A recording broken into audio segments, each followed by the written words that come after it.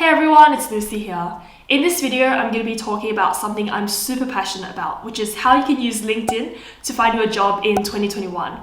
I have my LinkedIn logo here, I have my nano leaf set to blue, so everything is good for the video, and I'm going to be sharing everything I wish I had known in my first few years of university, because I really believe that these tips will help anyone in uni, anyone looking for a job in tech, and anyone who's already in tech but looking towards progressing their career in the future.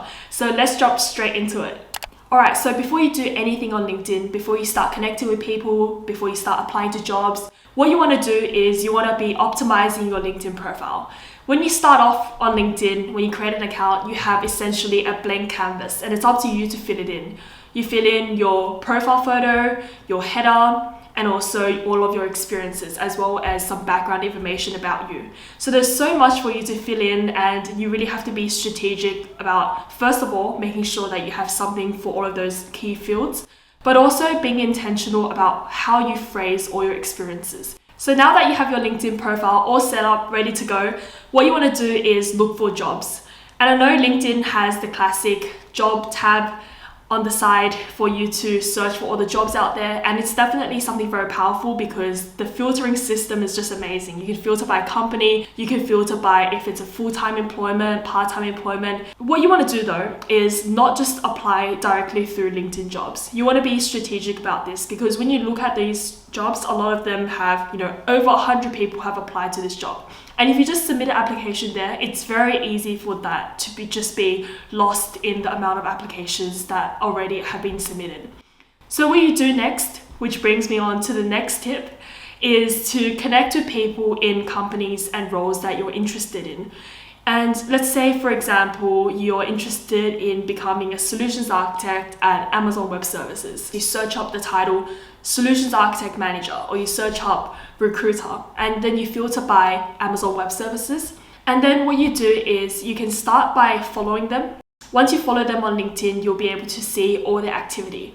If they comment on a recent job sharing, you'll be able to see that directly on your feed. And that way you can see the top jobs that they're recruiting for in the company. Now you might be wondering, well, that's good and all. I know now what top jobs people are looking for.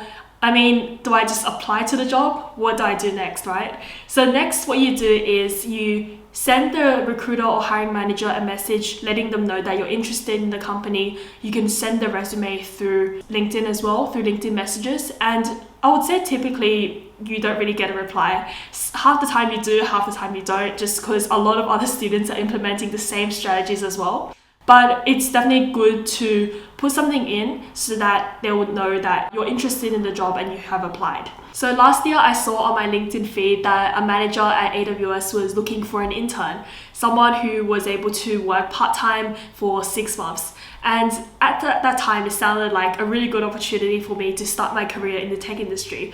So I applied to the role. I messaged the manager asking for a half an hour coffee chat. He didn't end up directly replying to me, but he forwarded my details to the early careers program manager, who set up a conversation with me, and we were able to start the interview process basically the day after. So that was just an example of how I was able to use LinkedIn to land my first internship, and I ended up getting that internship. So that was the internship I ended up doing last year at AWS. So hopefully that gave you a bit of an insight into one strategy you can use on LinkedIn to try and stand out in the application process. But something else you can do alongside this is to search for other people working in the company who you can ask to get a referral from. So again, you search Solutions Architect on the search bar, filter by the company, and then you'll be able to see all the solutions architects working at Amazon Web Services. You can send them a personalized message asking for a one-on-one chat, maybe a half an hour virtual coffee catch-up. Again, maybe half of them will reply, half of them will just ignore your message, because we get a lot of messages on LinkedIn. So for the ones that do reply, set up the coffee chat with them, ask about what they do on a day-to-day basis, and ask for some tips on how you can land a job at AWS. You can send them your resume as well as the job link that you're interested in, and then asking them for a referral. And a lot of the time, most of the time, people are very willing and happy to help you out by suggesting you for the role, because you've had that coffee chat. They know that you're someone who is interested in the role and someone who is suitable for the role as well, based on your discussions. And then they're happy to refer you as well, because there's a referral bonus that employees typically get if the candidate successfully joins the company. Now you might be asking me, well, Lucy, I've applied to all these jobs and I've used your strategies already about just messaging people directly about the job and also trying to get a referral. But what if we're at a period right now where there's no jobs out there, or at least no jobs that interest me?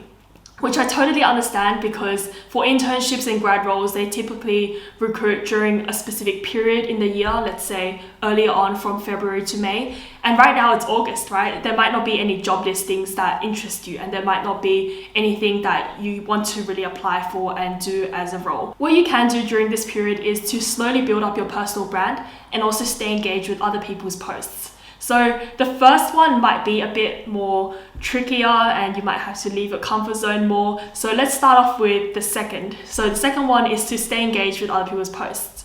So what you do is, since you've already, connected with all these people who are in companies you're interested in, keep liking their posts, leave meaningful comments, and if you see a job that you might not be interested in and you know a friend who might be interested, tag them below in the comments. And that way you slowly build up a presence on LinkedIn, because 99% of people on LinkedIn don't make posts. Not many people like and comment other people's posts on a regular basis. So even just by doing that, it really helps you stand out. Okay, so the final tip is to start posting on LinkedIn. And there are so many reasons why. And there are so many reasons you might not want to post on LinkedIn.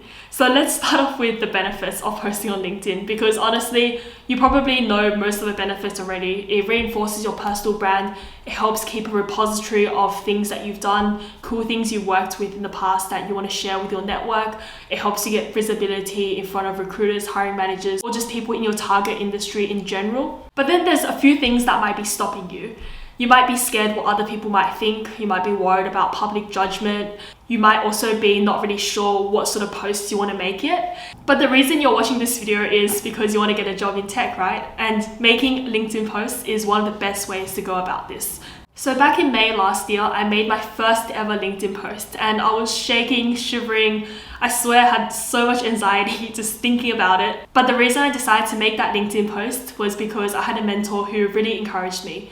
What he said was, as long as your post does two things. So first of all, as long as it adds value to your LinkedIn network, and secondly, it reinforces your personal brand, then that post is worth posting. And that really helped shift my mindset, because before I was always thinking, well, what are other people going to think of me? Instead of thinking what value I can bring from all the experiences I've had in university if I was to share that on LinkedIn and help other people out along the way. Of course, there are going to be people who judge you. People are going to be thinking, well, why is she always on LinkedIn? Doesn't she have a life outside of LinkedIn? I don't know. I think those are the people who are on the extremes.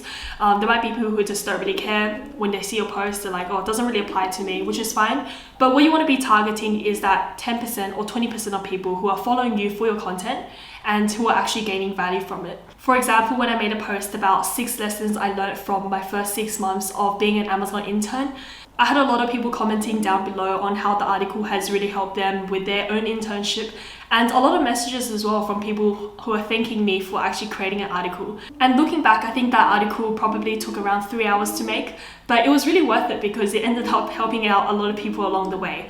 And so I guess the main point of this is to not be afraid of starting to post on LinkedIn, and also realizing that there are so many benefits that will come out of it. Alright, so just to wrap up, if you were to remember one thing from this video, it's to start posting on LinkedIn, because LinkedIn will help you not just find a job in tech, but also be something that would help you build up a personal brand in the long run. I really hope this video was insightful to some of you who are looking for a job in tech. This is just a lot of things that I wish I had known in my first couple of years when I was looking for jobs. And if you have any questions or comments, please leave it down below.